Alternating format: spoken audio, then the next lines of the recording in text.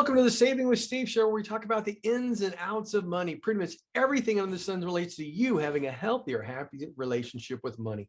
My name is Steve Sexton. I want to thank you for joining us. Hey, our listeners and viewers keep growing each and every week here in the United States as well as internationally. So we're really grateful to our affiliates at UK Health Radio, BBS Radio, and AM/FM 247. Last week, we had Alan Nevin. Alan Nevin's the Director of Economic and Research at the Expert Group. He's also the San Diego Association of Realtors Chief Economist. He's educated us on what's happening economically, about rising inflation, increased gas prices, housing interest rates, what we can do and what will happen in the coming months. If you're worried about selling your house and having the prices go down or buying it and all that stuff, you really want to go check out that episode. If you'd like to see it or hear the episode, all you need to do is go to savingwithsteve.us and check out episode number 80. Now, this week, you know what? We've had a lot of viewers come in and say, hey, what's this retirement savers credit? So I'm going to go over that today. And you know what?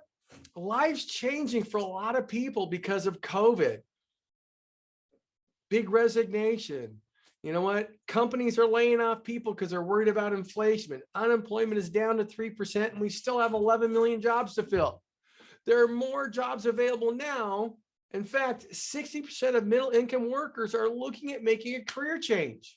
Many older workers are going back to work because of inflation and cost of living and all that. A lot of us are in jobs we hate.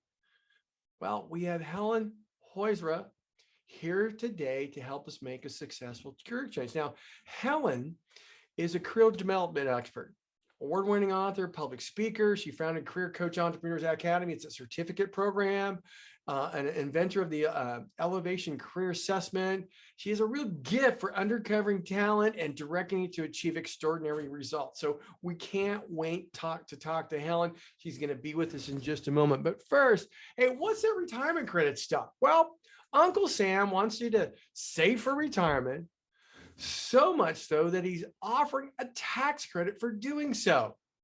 The retirement savings credit, for short, is a tax credit worth up to $1,000, or if you're married, $2,000. Now, it's really designed for mid and low income taxpayers who contribute to a retirement account. You're eligible for savers credit if you're over 18 or older, not a full-time student, or not claimed as a dependent on anybody else's tax return. But that doesn't necessarily mean you get it. You must also make a retirement plan or an IRA contribution and follow them to the maximum adjusted gross income caps the IRS has set. So for example, in 2022, if you were married, joint filer, okay, and your adjusted gross income is under $68,000, hey, you qualify for this tax credit. If you had a house full, it's $51,000, or any other filer, it's $34,000 here in 2022. Now, as I said before, the tax credit was set is worth up to $1,000 for individuals, $2,000 for filing jointly. Keep in mind that a credit is not the same as a tax deduction. It's better. While a tax deduction just reduces the amount of your income that is subject to taxes, a tax credit reduces your actual tax bill dollar for dollar. So that means if your bill's $1,000 and you get a $1,000 tax credit, it's zero. Okay. The value of the savers credit is calculated based off your contributions to a traditional IRA, a Roth IRA, a 401k, simple IRA, or ABLE account, 403b, or a 457 plan. You may be eligible for up to 50% of your contribution, or 20 or 10% of your maximum contribution amount, depending upon your filing status, okay, or adjusted income. To qualify for the savers credit, the contribution must be new money. In other words, rollovers for existing accounts like a 401k rollover don't count. So let's take a look at it like this. If you're married and filing jointly, if your adjusted gross income is below $41,000, okay, 50% of whatever you contribute will be subject to the tax credit up to $1,000. If your adjusted gross income's between 41 and 44,000, only 20% of your contributions will be eligible for the tax savers tax credit. And if your adjusted gross income is between 44 and 68,000, only 10% is subject to eligible for that tax savers credit. So let's understand that. Think of it like this. Hey, you know what? If your adjusted gross income is under $41,000 and you contribute $1,000, you're going to get a $500 tax credit. If your income's between 41 and 44,000, you give that same $1,000, you're going to get a $200 tax credit. If your adjusted gross income is between 44 and 68,000, and you're married, obviously, you know what? And you contribute that same $1,000, you'll get a $100 tax credit. Okay. So it's a little different if you're head of household or other filers. It could be, you know what? It caps out at 51 and so on. So let's go back and we've just calculated. If your contribution is made to a traditional IRA, 401k, or other account that offers a tax deduction for contribution, your taxable income will also be reduced by the amount of your contribution. So think about this. If you're contributing $1,000 and your adjusted gross income is $40,000, you'll be taxed on $39,000. On top of that, with the tax savers credit, if you contribute that $1,000, you're going to get $500 in a tax credit, which is significant because you're like getting a double bump here. So it's really important you understand these rules, because if you fit the guidelines, this could make a big difference to you. I already know some people right now that are eligible for this tax savers credit. And quite frankly, they're going to be in a position, because they're married, to actually get $2,000 tax credit. For them, that's an extra $2,000 that they're going to get back on their tax return.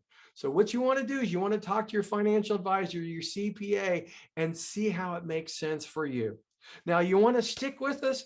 We've got Helen Horyza who's going to help us with career changes. You don't want to miss this, because it's going to make a difference in your life. Stick with us. We're going to right back here on Saving with Steve.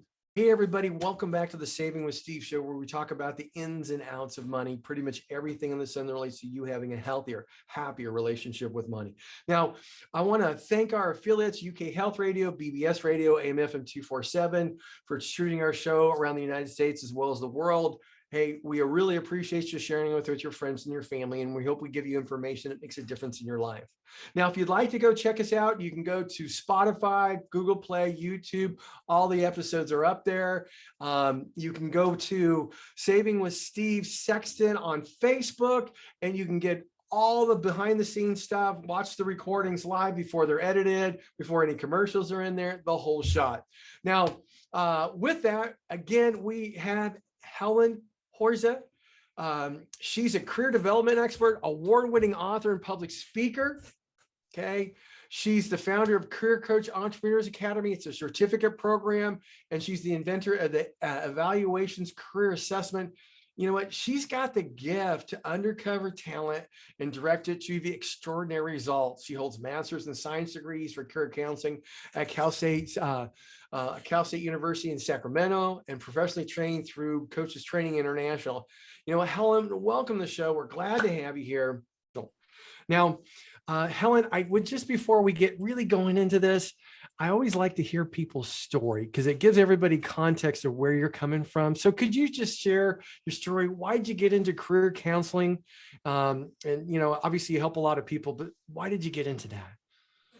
Well, thanks for asking. I was a classic liberal arts student, so I knew a little about writing and psychology. I was interested in all that. So I was drawn to something in the psychology field, but then when I looked at what it took to get into that work, it seemed like it was way too long.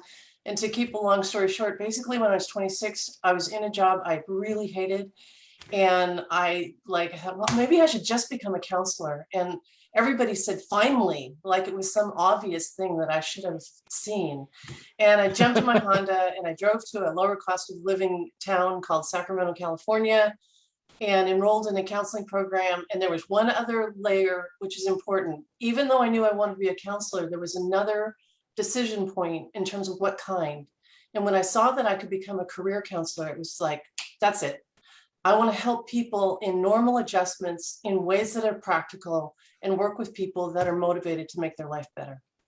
That sounds really cool. I love it when people find their, I call it superpower, because sometimes people go through their whole life and they don't realize what their superpower is, and they're just, grinding it out, being frustrated.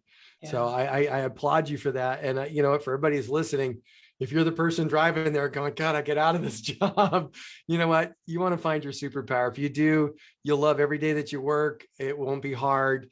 You'll probably work at it longer, and everybody will call you a geek about what you do, but that's the way it goes. So now I want to start with this one. Okay.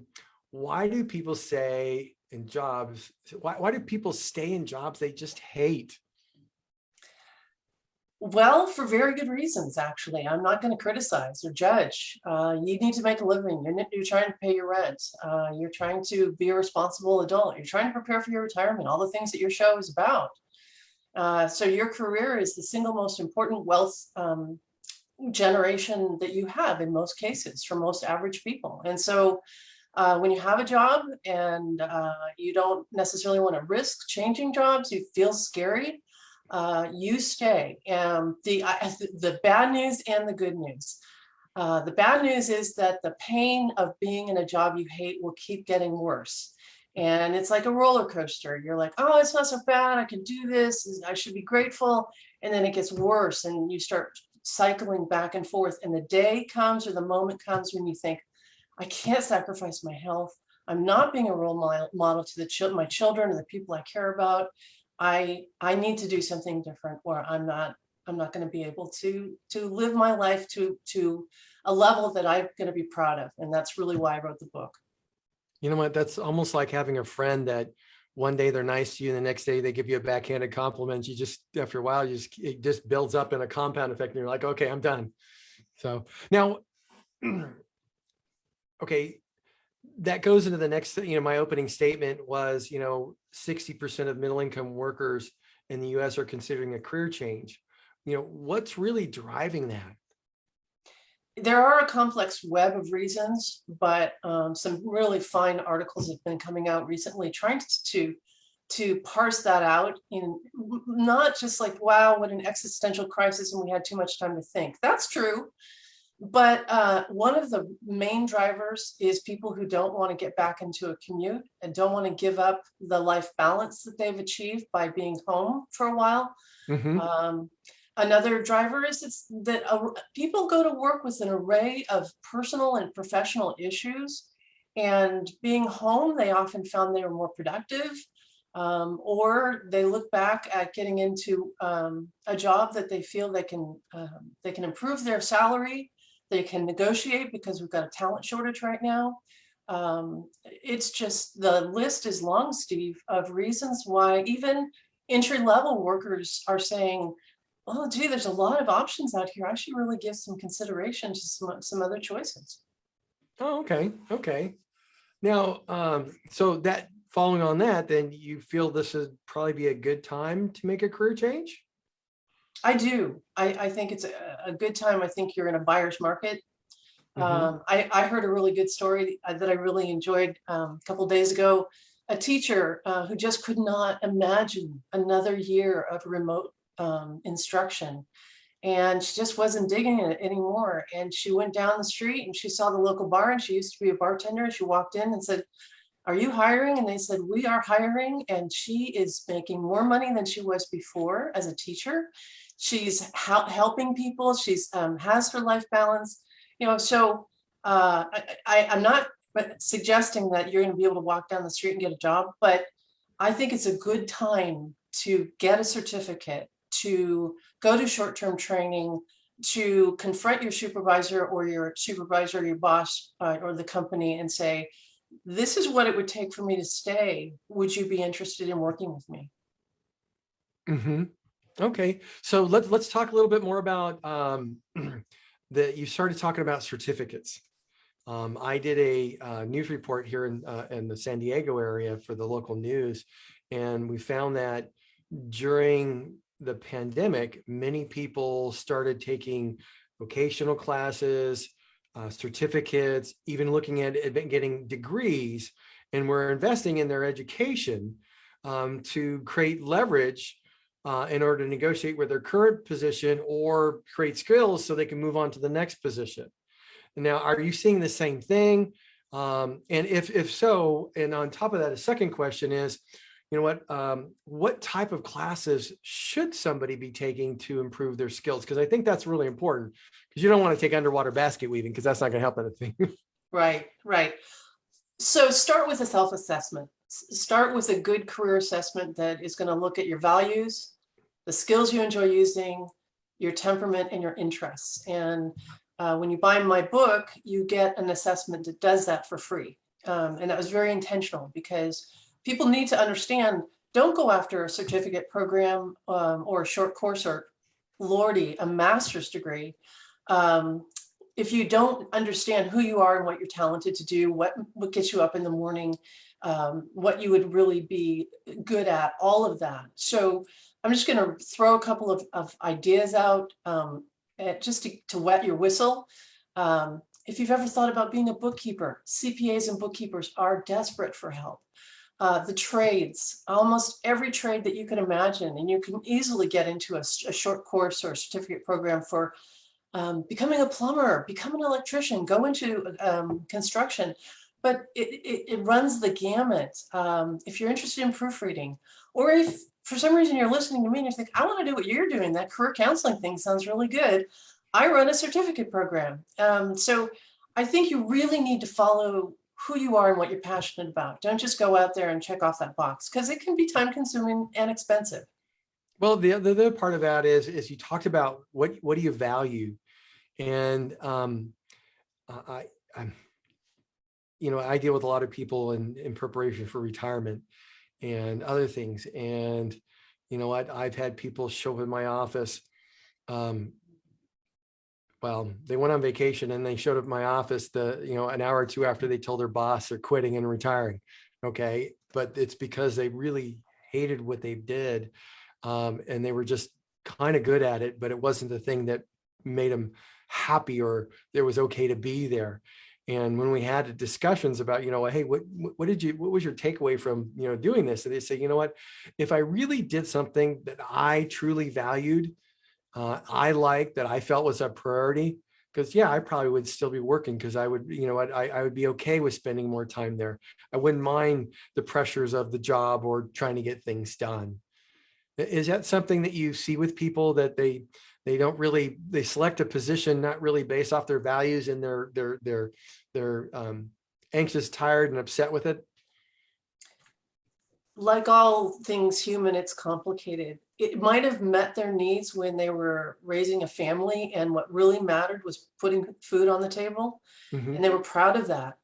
And maybe over time, the job got they've mastered the job. It's not interesting anymore. Or you can have a great set of coworkers and a great supervisor. They can leave, and the culture can just become poisonous. Mm-hmm. And people get tired, and they start wanting more. And so for all those reasons, when they sit in your office and they say, okay, I need to think of something else. I'm absolutely healthy. I'm totally vibrant. I don't want to just sit on the Barcalounger and call it a day. And I think that either, again, some kind of a self-assessment, maybe working with a coach, or just a really good conversation with one of your best listeners. Mm-hmm. And they'll tell you, just like people tried to tell me that I should just become a counselor, here's what you really show up with. You should really pursue that.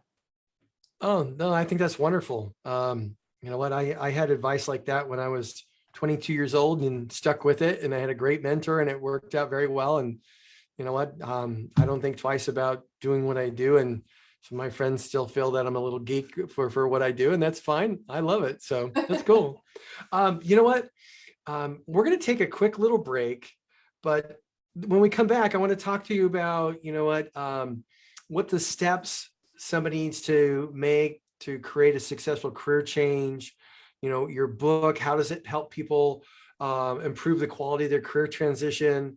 And I'd just like to talk to you about some of the, some stories about some great career changes and things like that. So, hey, everybody, stick with us. You know what? You might be going through this dilemma. You have this concern, this issue. You hate your job, whatever the situation is.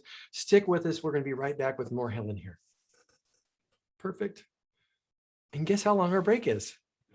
22 seconds. So Cameron 22. can hear my voice say, guess what? We're going into segment 5. Okay, here we go.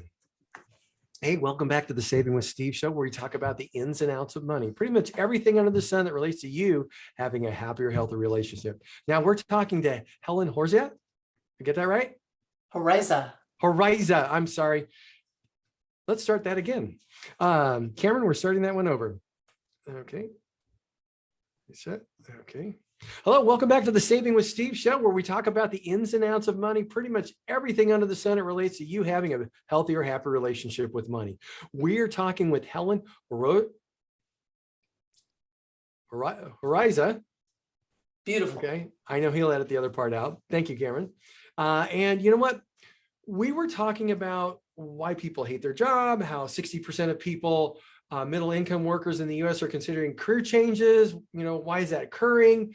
It's a good time to make a career change because, you know what, the pay is up. People can do some things. We talked about educating yourself so you can put yourself in a position to increase your wages. But here's some of the big things. What are the steps that, you know, people need to take to make sure they have a successful career change? Step one, remember I mentioned that you'll go through what I call the roller coaster, and what accompanies being uncomfortable with your career or contemplating a change is almost always a level of anxiety, because you're making a big change, a big possible transition, and there's a lot at stake. Or you might be angry, frustrated, you pick your emotion, but I have never seen anyone come to me to make a career change that wasn't in a state of emotion. And that's not a great place to be when you're trying to make really good choices. So the first step is to manage your emotional state and calm down and be aware of the fact that there is absolutely a process you can follow. This is not rocket science. You will be able to make this career change. Calm down. And then you begin what I call the journey, which is do a self-reflective look at your identity. Who am I and who do I want to become? That's a great question. And then after you've got that piece, you've got a vision, now we can start the assessment. And of course, it doesn't have to take forever, but it usually takes a number of weeks or months. And then you do your research. And in this day and age, you can use resources like Google, Indeed, LinkedIn to identify if you've got like a quilt of interests. You know, I'm interested in radio. I'm interested in helping people. I'm interested in finance. I'm interested in working from home. I'm interested in helping people. Where does that all come together? And you'll be able to find that just by searching those keywords and putting the pieces together. Be aware that your career is a design problem. It's not a matching exercise. There's not a single thing. There's a combination of things that would make you happiest. And that will bring you to what I call the moment of truth, where you will be begging me and everyone else in the world that this is going to work out. It takes guts, it takes courage, and you will step forth into something new and feel like you're really living up to your potential.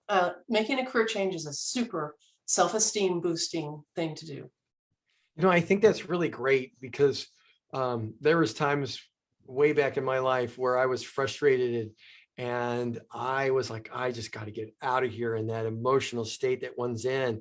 And, you know, quite frankly, I probably made a bad decision at least once. But then when I realized that, hey, you know what, this is really about finding the perfect fit for me, then it became more of a logical process that I had to follow. And it's almost like an if-then type thing. I'm not a computer guy, but I mean, like, if this happens, then this happens, if this is a fit. And you know what, I was able to find a position at one place before I went on my own. And it was just like a glove. I mean, it was such a good fit. And I'm not boasting my own thing, but I've heard about this from others where, you know what, I was hired in at one position. 6 months later, I was at another position, and this is a 100-year-old organization. I was 28 years old, and everybody that became my new peers were all in their 60s. Hmm. And it was such a good fit for me that I took the worst performing business unit and it became the best performing business unit inside of 6 months. Nice. And then they would put me from one bad business unit to the next, and I made them all work. And it was just a great thing. And that kind of ended when you talked about the shift of personnel, because the person that I ended up working for, that vice president, retired, and they brought in somebody else who had been there longer than I had, but she had her click. And basically, you know what, I all of a sudden I became a three-fingered stepchild. And even though I still performed and everything, and it was my time to say, okay, I'm in the wrong place. It's time to move on. And I moved on, and I moved on to better pastures. But I got to say, it couldn't have been better suited for me in that environment and the way I operated, because I looked at the fit more than anything else. Because I had actually interviewed probably 15 or 16 places. And I actually told them, I said, I don't think this is the right fit for me. I want to thank you for your time. And they're like, well, you're the first person who's ever said that to me. Yeah. So I just got to say, I love what you said, because it makes a lot of sense. Now, how does your book help people improve the quality of their career transition? I think the key is you need to know what to do. Where do I start? What is the structure of a successful transition? What first, second, third, fourth? So I lay that out very clearly with a model that is the structure for the book. And then I have story after story after story that kind of shows how you move through the structure. Not all of them have happy endings. Some of them are just validating that, yes, this is who I am and this is what I want. Other people who made dramatic changes. And then some people who maybe should have done something a little differently. So I think you need inspiration, you need a path to follow, you need an assessment, and you need good advice about do this, not that. And I believe people can do this. Okay, so while we're here, tell everybody the name of your book, where they can get it, because I know it has the free assessment, which is worth it in itself. Yeah, so the book is Elevate Your Career, Live a Life You're Truly Proud of. And Amazon is probably Amazon, Barnes and Noble, or my website, helenhoryza.com. All those places would be a great place to get it. Okay, perfect. Now, tell me some stories of great career changes. I'd love to hear about those, because everybody wants to hear a positive story. If they're thinking about this, they want to be like somebody else who's done well.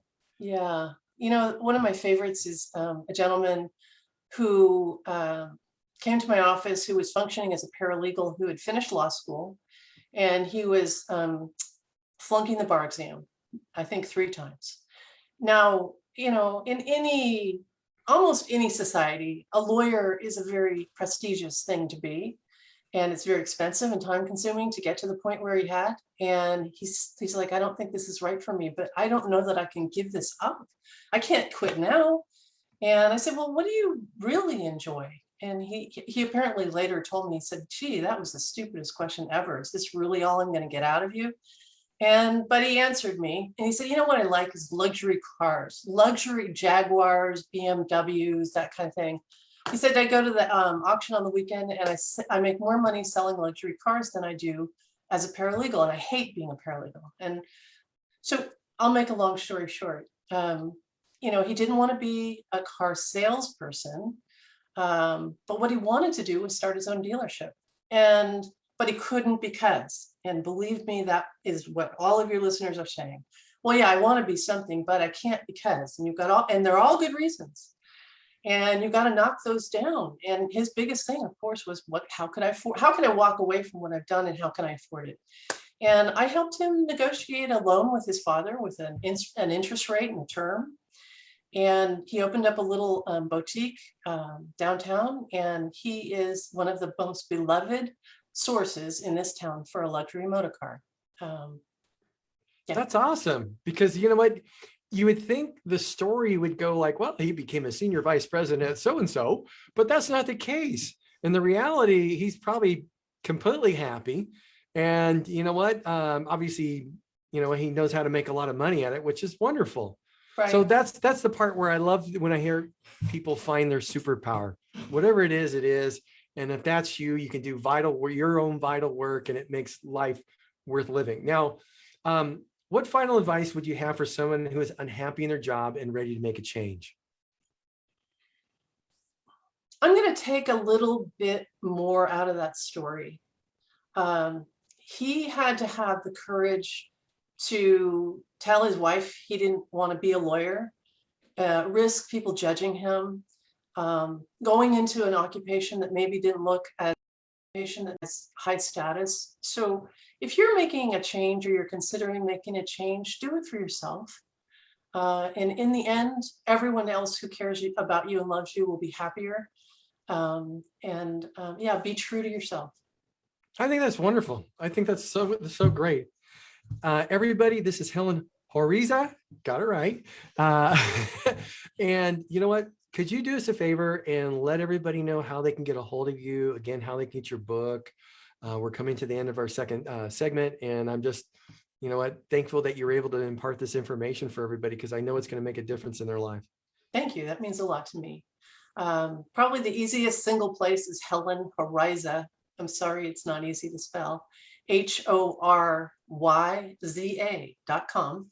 And that'll get you to my services and my book. So, well, Helen, thank you so much.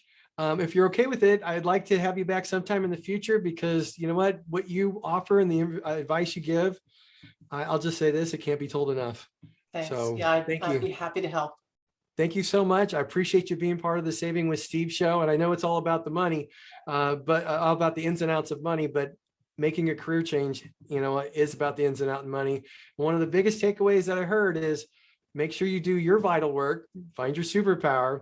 And today's a great great time for the job market to make a change. So thanks again, Helen. You have a great day. We'll see you. Okay, you too, Steve. Bye-bye. Bye-bye. Hey, everybody, that was Helen Horyza. It was wonderful to have her here. The takeaways that I have from that are just special. And you know what? Go to helenhoryza.com, get her information, get that book, get the assessment, the whole shot. Now, I want to let you know, this segment was brought to you by ScoreMaster. Did you know the average American has 97 points they could add to their credit score, but no idea how to get them? The data scientists at ScoreMaster cracked the code on how. Adding 97 points to your credit score is like found money. From buying or refinancing a home, to leasing a new car, to applying for a credit card. How fast is ScoreMaster? One member raised their credit score 33 points in just 5 days. Another 43 points in just 2 weeks. ScoreMaster is so easy, it just takes about a minute to get started. And if you hurry, you can get to try ScoreMaster for free. That's right, ScoreMaster for free, and see how many plus points you can add to your credit score. Go to scoremaster.com/savings. That's scoremaster.com/savings. Again, that's scoremaster.com/savings. You know what? I want to thank you all for joining us right here on the Saving with Steve show. We had a wonderful show with Christina Wise. Oh my gosh, we can only get to a couple of the talking points we have with Christina because she has such wonderful information. And then we had Helen Horyza. You know what? If you're looking to make a career change, you definitely want to check her out. Now, next week, we have Dennis Kucinich, the senator. He's going to talk about how he eliminated